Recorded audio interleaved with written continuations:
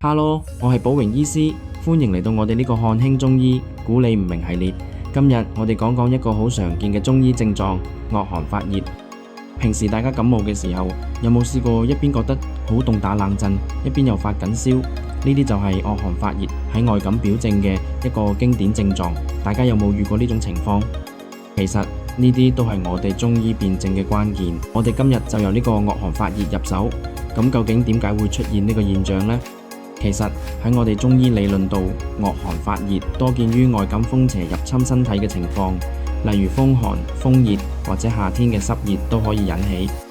呢啲狀況喺經典醫書《素問·傷寒論》都記載得好詳細，又甚至用唔同名字，好似真寒發熱或者畏寒發熱，但講緊嘅都係一樣嘢。臨床上，根據邪氣嘅不同，惡寒發熱其實可以分好多種情況。第一個就係風寒雜表，呢個就係我哋最常見嘅感冒狀況，惡寒重，發熱輕，又常伴隨頭痛、身痛、無汗，呢啲都係風寒侵襲、阻塞膻理、胃陽受壓嘅結果。呢啲情況我哋會用辛溫嚟解表，例如用葱豉湯或者麻黃湯。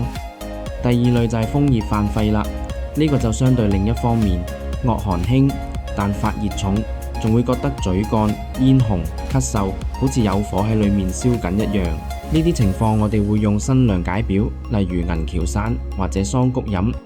第三類可能會遇到風濕或者暑濕侵襲，咁就會好困蟲、關節痛，又或者頭脹、舌塗白痢、脈如訴，呢啲都要用祛濕疏風嘅方子，好似羌活性濕湯或者新架香克飲，尤其喺夏天熱濕重嘅日子。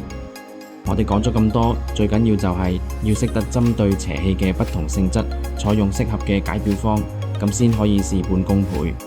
比方話，風寒症就用辛溫解表，風熱症就用辛涼解表，濕邪重就該處濕。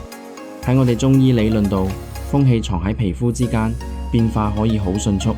好似平日我哋一感冒就即刻覺得身體冷又熱，好似身體喺轉換一個狀態咁。呢啲都係風邪喺身體裏面演變嘅表徵，要辨證清楚先可以用對藥。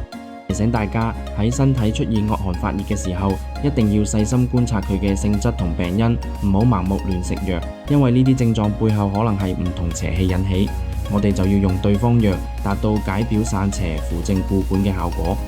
最後，今時今日大家都面對好多外來病毒或者濕熱嘅困擾，我哋中醫就更要善用辨證嘅智慧，唔同邪氣就要用唔同方法，咁先可以幫助身體喺呢個複雜嘅環境裏面自我調節。